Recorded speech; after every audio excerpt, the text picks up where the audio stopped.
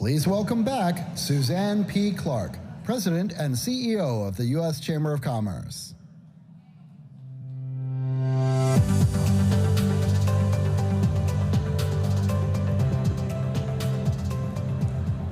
I'm trying to decide if I should say good morning or good afternoon. I've lost track of the time, I think. But hello.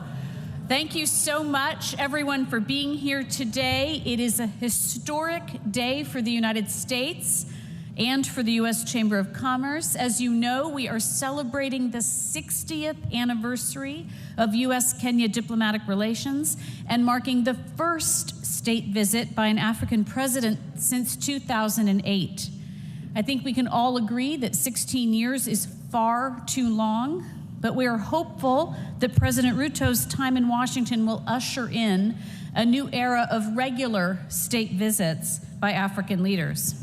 On top of that, today we've brought together senior government officials, business leaders, and industry partners as we observe World Trade Month and on the eve of Africa Day. What better time could there be to illustrate the importance of partnership between the United States and Kenya? What better platform to elevate the trade and investment ties between our nations and demonstrate the bright future for the U.S.-Kenya strategic relationship? To underscore that, I want to very quickly focus on three ideas we heard in the video: collaboration, opportunity, and innovation. I'll begin with collaboration, which we see in full force here today, and it's long been a priority of the U.S. Chamber's work in Kenya. The Chamber brings partners together to advance commercial cooperation between our nations, from heads of state to private sector leaders like our close friends at the AmCham Kenya. We give a voice through the U.S. Africa Business Center, which has advocated for stronger economic ties between U.S. and Africa since 2009. We provide a platform for the American business community to work directly with Kenyan leaders, from convening a presidential executive roundtable at the UN General Assembly shortly after President Ruto took office, to the 2023 U.S.-Kenya bilateral strategic dialogue. And we travel the globe, leading trade missions to Nairobi for the AmCham Business Summit, as well as the Kenya International Investment Conference to convene a dialogue on the AFC-FTA digital protocol, along with numerous delegations of private sector executives, including last month to coincide with Secretary Raimondo's successful and important visit to Kenya. Our goal through all of this collaboration is to deepen American business ties with Kenya. And the why behind that, as you all well know, is opportunity. East Africa, led by Kenya, continues to be one of the engines of growth on the continent and in the global economy. Kenya is home to one of Africa's most diversified and fastest growing economies. And with a young entrepreneurial population and talented workforce, it's increasingly a vibrant hub of economic activity. In Kenya, we see a country of limitless private sector potential if we are willing to seize it. And the U.S. Chamber is working to make that happen. 24 years ago this week, the Chamber helped lead the charge for congressional passage of the African Growth and Opportunity Act, which has been an important cornerstone of the economic partnership.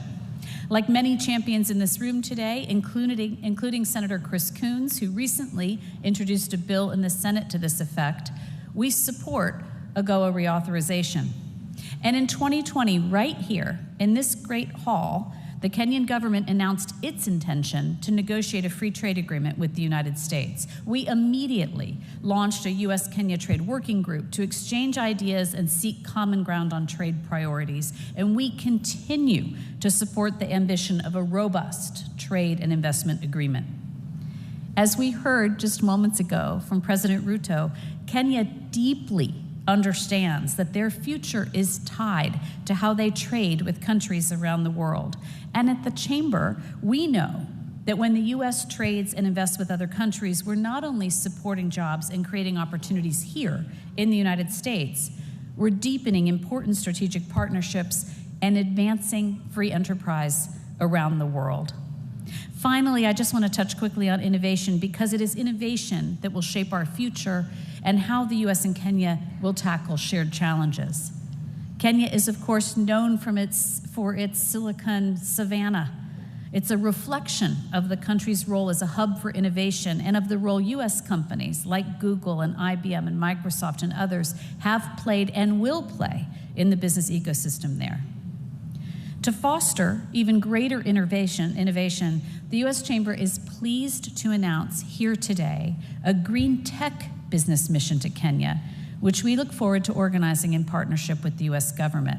We want to showcase the promise of U.S. green technology and provide a platform for real discussion about projects, innovative solutions, and regulatory best practices. So innovation is also the topic of our next discussion. And we are fortunate to hear more about the power of public-private partnerships from 3 of the top decision makers on U.S.-Kenya policy. Leading our discussion is a former CEO putting decades of private sector experience to work for business as our envoy in Nairobi, U.S. Ambassador to Kenya, Meg Whitman. And our 2 featured guests are leaders who have both worked hard to support the tech ecosystem in Africa. Vice President Kamala Harris has spearheaded public-private partnerships at home and abroad. She traveled to Africa last year for a 3-country tour, putting a spotlight on opportunities to invest in African innovation and galvanizing new initiatives to promote digital inclusion on the continent. And joining her, of course, is our very special guest of honor, President William Ruto of Kenya, a successful businessman in his own right who made digital transformation a signature initiative of his administration. Ladies and gentlemen, please join me in giving President Ruto, Vice President Harris, and Ambassador Whitman a warm welcome. Thank you. Thank you. Thank you.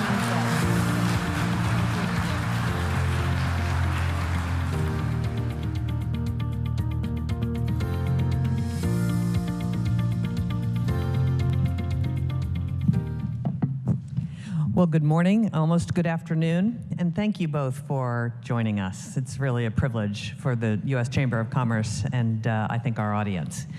So, Madam Vice President, I'll start with you, if you don't mind.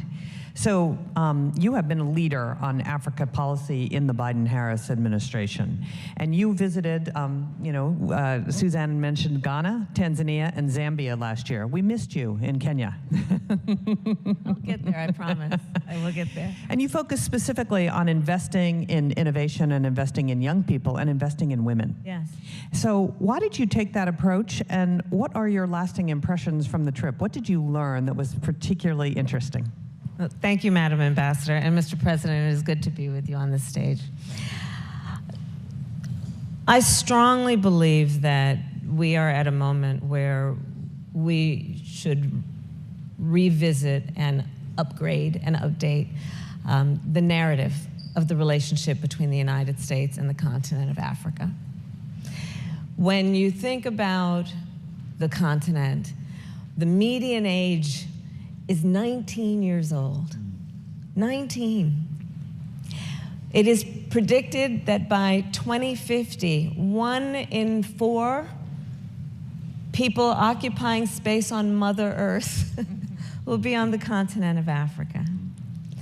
So when I think of it just from that perspective, many could rightly argue that the future is on the continent of Africa. Yes. I also think, and I'll speak very candidly here, that we have to revisit and revise the narrative around the relationship in a way that appreciates that ours, the role of the United States, should not be one of benevolence, but of thinking about the relationship in the context of partnership. So it is not about and simply about aid, but about investment. And understanding the capacity that exists and has been proven to be strong on the continent, and therefore is worthwhile in terms of an investment, understanding it will yield a great return on investment. And when I think, Mr. President, in particular about your leadership in Kenya, I think this is empirical evidence of the need, of the imperative of the United States through our government and private sector partnering with Kenyans, with the Kenyan government, in a way that recognizes the extraordinary opportunity for continued investment writ large in innovation. Thinking about what we must do as a global community around addressing crises like the climate crisis. What we can do through those investments that makes clear and real what we know to be the growth, that broad-based economic growth that occurs wherever and everywhere when you invest in women. And then doing that work through a partnership that also appreciates it is good for American business to be invested in relationships that contribute to global stability. Global stability, of course, results also in global economic stability. And so for all of these reasons, I simply believe it is the right thing to do, not to mention the intertwined history between the continent and our country. But also, if we are going to be at all forward-thinking, it is an imperative. Frankly, as vice president, I say this as a devout public servant, sadly, often our strategy around foreign policy is based on the crisis of the moment. And part of how I think about the future and the imperative of the relationship with African nations is based on a vision that public policy be formed and implemented now based on a vision for the next 10, 20, and 50 years. And again, that all brings me back to the continent of Africa and Kenya as an example of a vibrant partnership. Great, thank you very much. The doing things before you have a crisis is a lot easier How about that? than waiting until afterwards. Yes. Mr. President, you have been a tremendous champion for tech and innovation in Kenya and its ability to spur economic development and promote opportunity. So, and also, by the way, advancing gender equality and inclusion. So just love to hear your point of view, maybe your evolving point of view on the power of technology and what it can do for Kenya. And for those of you who don't know, Kenya was the largest destination for startup capital on the continent in 2023, ahead of Nigeria, ahead of South Africa, and ahead of Egypt, which is quite a remarkable achievement. Thank you very much, and thank you very much, Vice President Kamala Harris, for finding time to engage with us in this very important American Chamber of Commerce Kenya meeting. Speaking about technology and speaking about opportunities in the technology space, three things come to my mind. Technology is the facility, is the instrument that we can use to leapfrog Africa from where we are to the next, to catch up, if I may, with the rest of the world. We have the youngest population. That young population is tech hungry. Yeah. That young population, we have the opportunity to shape it in the direction in which we think it should. And that is why a country like Kenya, we are investing 30% of our budget in education, training, knowledge, skills. We are investing $5 billion every year. And I said earlier, it's money we believe is an investment, because if there is a single most important asset that we have is our human capital. And as my sister Kamala said, we are looking at the continent that will have a quarter of the world's population by 2050. 40% of the world's workforce will be from the African continent. Therefore, it is not only about labor, and therefore you need the correct quality of labor, it is also about market. Yeah. The biggest market ever will exist in the African continent. And therefore, technology is the biggest enabler, the biggest multiplier of what can be done. And I see it every day. For example, M-Pesa took Kenya from a banking ratio of, I think, about 20% and tripled it, you know, just using technology. Many more Kenyans, including my mother who has not been to school, she operates M-Pesa. Yeah. She knows how to do it, Right. you know? So that's what happens to many people in Kenya. So we look at technology as an enabler and as a mechanism through which we can use the biggest resource we have in our young people, and we can also use it to better deliver agriculture, health, education, tax collection, government services. In fact, for Kenya, we are moving all government services. When I came into office, we had 300 government services. We've now moved 17,000 government services on the digital platform, because that is where the future is. That's how we can be able to efficiently deliver government services, cost effectively deliver government services, accountably deliver government services. So accountability, efficiency, efficacy, the technology enables us to do all that much more efficiently. Therefore, Madam Kamala Harris, you're focused in the right direction on technology, digital space, young people, women. I think that space is the space that will give us the greatest output as we go into the future. And it is, for example, the reason, just before you came in, we have signed in to $1 billion investment using American technology from Microsoft, capabilities from G42, capital resources from G42, and renewable energy from Kenya, because Kenya has the extra asset of having tech-savvy human capital.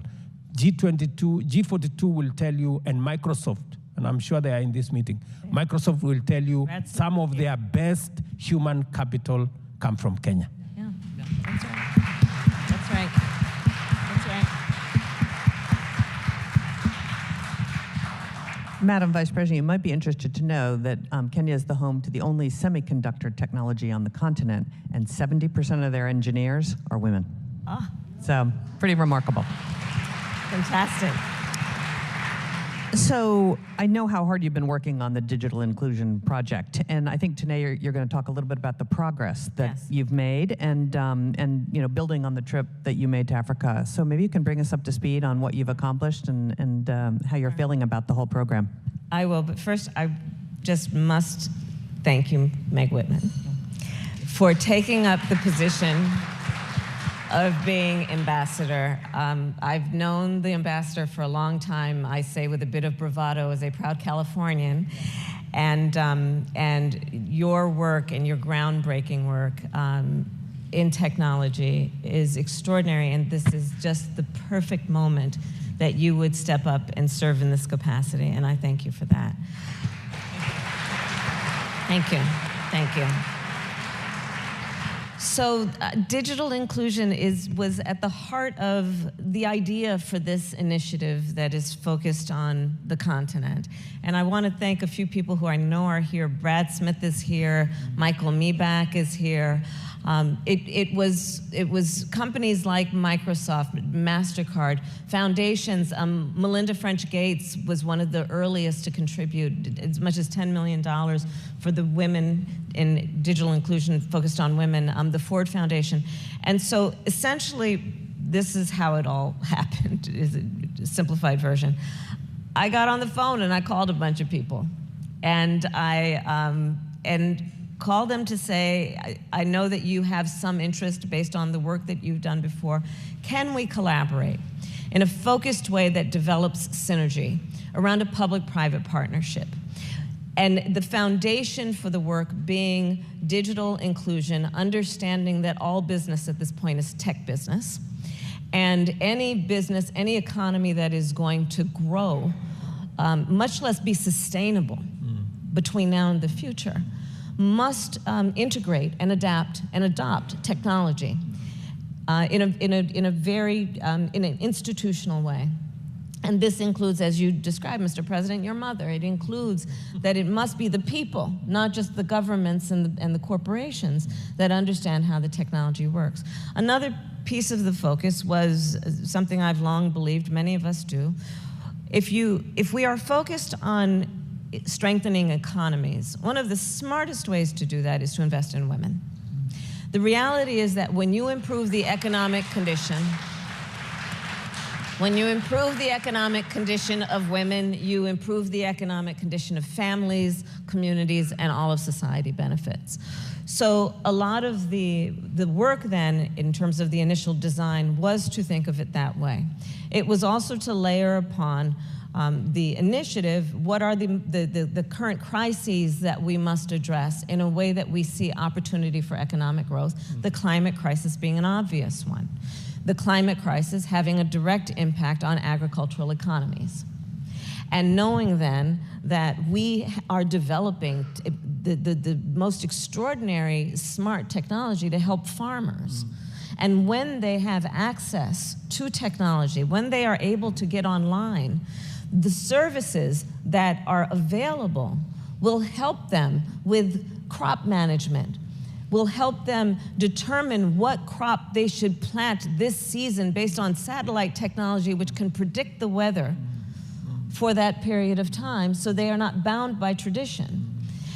Technology which helps farmers determine whether there is too much water in drought conditions that are being used on a specific plant, too much fertilizer, which we know has an impact on the climate. All of this is facilitated, these traditions, these traditional ways of either growing or not growing economies can be facilitated, like you said, Mr. President, when we look at the issue of digital inclusion. So we developed this partnership that is a public-private partnership. I know that Michael and Brad talked earlier about what we are doing specifically, but the vision is that we can, and US businesses in particular, can partner with our allies in a way that invests in the infrastructure that allows these economies to thrive. I will also say I'm a big believer in public-private partnerships for two main reasons. One, we as government, we have the scale. We have the ability to scale. But truly, the private sector has the depth of skill and expertise often. That when you combine it with the scale capacity of government, can have a profound impact on large populations of people. The second point I will make, especially as Vice President, is that through these public-private partnerships, I can speak then with our allies or potential partners around the globe. I'm doing this work, for example, in the northern part of Central America. And I can then sit down with world leaders and explain to them that private investment, US investment, will be dependent and reliant on in rule of law, on democracy, on an adherence and respect for human rights. And understand then in that way the power of public-private partnerships, especially when we are talking about these relationships around the globe. Understanding that increasingly US business is interdependent with our allies and nations around the world, and these partnerships then make a lot of sense. Let me follow that up quickly, and we have just a few more minutes. But Mr. President, tell us a little bit about how you think about these partnerships and how you think about American, since we're here in America, how you think about the American companies and how they're helping you to build out this ecosystem. Vice President Kamala Harris has said a very profound thing about relationships, building the correct relationship. We need to recalibrate, our engagement. Let me start with where we were at the Africa Climate Summit last year. At the Africa Climate Summit last year, we pushed to change the narrative around Africa. For a long time, it was about blame game, who caused this, why this has happened. We decided we cannot continue to be in the victim corner. Let's get ourselves and project a new narrative. Kenya and Africa can be part of the solution. You know? And for a moment, it looked strange because people were wondering, we thought we were victims of climate change. We thought we didn't cause it. Africa caused only 4%. How can we be part of the solution? We're saying we have the largest resources of renewable energy. Mm-hmm. We have the youngest population. We have 60% of the world's arable land, which we can use smart agriculture. We have the natural carbon sinks. We have the largest minerals that are even necessary for energy transition. Why is a rich continent in a corner looking weak and defeated and a victim? So we decided to change the narrative. And for the first time, we had a different conversation. We are discussing, since we have tremendous potential, how do we move this to opportunity and to investment? Yeah. That is the conversation. So that's point number one. And we must have it both ways. We have some work to do on our side. Our partners, like the US, have some work to do. Aid will not get us anywhere. Extracting raw materials from Africa will not get us anywhere. So it's balanced. We must stop the extraction, but we must also think outside aid. And the place to think is about investment. And when you are thinking investment, you must think about how to bring both public and private investment. And that is why private-public engagement is ultimate. That's right. It is necessary. That's right. I'll give you examples. We have the most modern expressway in Nairobi. It wasn't built using government money. Mm-hmm. It was built using private sector money in a PPP framework. Mm-hmm. It's working. I am now doing a PPP framework to transmit for energy transmission. We're doing the first 5 transmission lines in Kenya. Why should government invest money in a transmission line when we can only pay a willing charge for somebody in the private sector who can invest their money? We're looking at how we can also do it with the airport, how we can do it with the ports, how we can do it with the rest. So that way, we can bring huge investment money into our economies without necessarily contracting debt or looking for aid. Let me give a perfect example today here. We just signed an investment of $1 billion. You know, it would take me ages to get $1 billion from any government, including the American government. It would take us that long, too. You know, it would take me ages. But the private sector can do it. They will bring the $1 billion because it makes business sense to them. That's right. You know, they are investing, they will make money. We will use our geothermal, we will employ our young people, they will pay taxes, everybody will win, they will make profits. So it is win-win.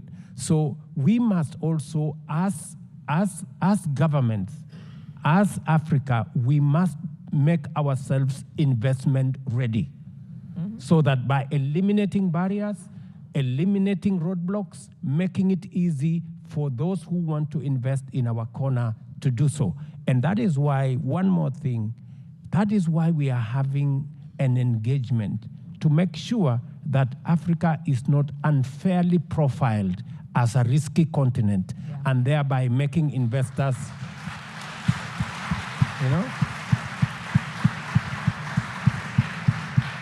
And it is the reason why I was having a very robust engagement with President Biden, and I must thank him profusely because he agreed with me that we need a reform of the international financial architecture so that we make it fairer, so that all countries, all continents can access finances without unnecessary profiling and without making them pay more than they should.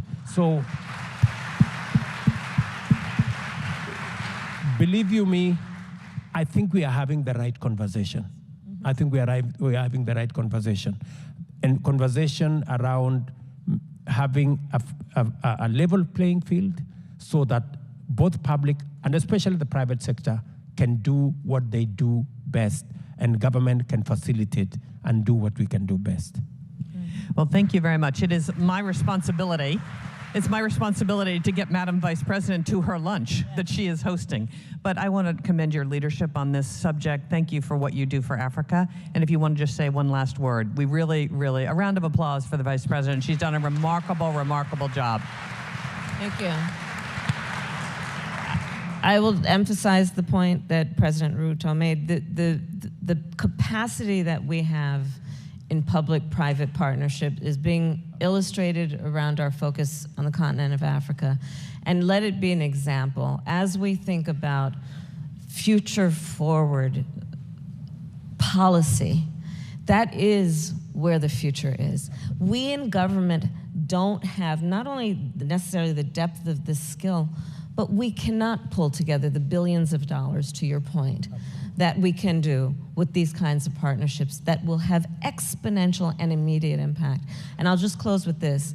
President Ruto, I think that your trip and your visit, this state visit, is, history will show, an inflection point in how we are revising and upgrading the narrative of the relationship between the United States and the continent of Africa, and I thank you for that. Thank you.